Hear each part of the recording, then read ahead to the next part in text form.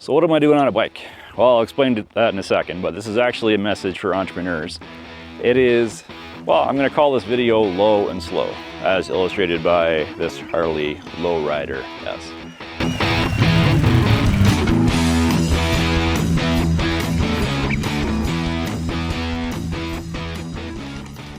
The business journey is not a race, it is a marathon, and you need to enjoy the journey because life is a journey and so is business.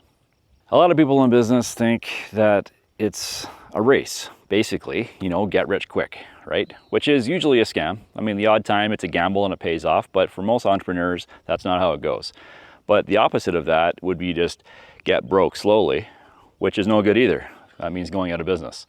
I think somewhere in the middle is actually the perfect sweet spot.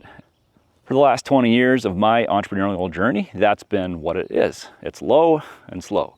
Low just stands for low risk. Being in business is risky inherently, but you need a backup plan. So if plan A doesn't go well, then plan B can save your butt. That could be money, that could be people, that could be knowledge, investing in yourself.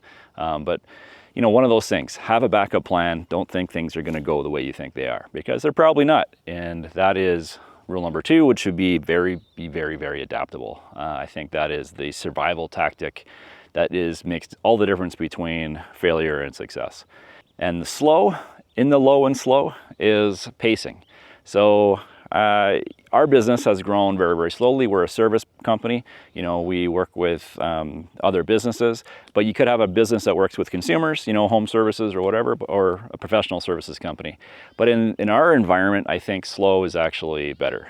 Slow and steady wins the race in this case, or wins the journey, because it should be a journey.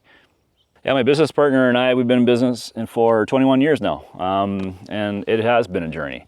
It took so long. I mean, at the beginning, the first 2 years, you're just trying to survive. You're kind of own a job and you get paid like garbage and you work harder than if you were an employee. But it does come around, In later years, it gets better and better. So it's our journey to make our first $1 million annually probably took 15 years, honestly, and that's after the 3 years of up and down, just trying to survive, but the second million annually, revenue-wise, came a lot faster, just a couple of years. So and I think that's the message that some people need to hear when they're starting a business. It's decades. You're in this for a long time. Don't expect to get rich quick. Low and slow, low and slow.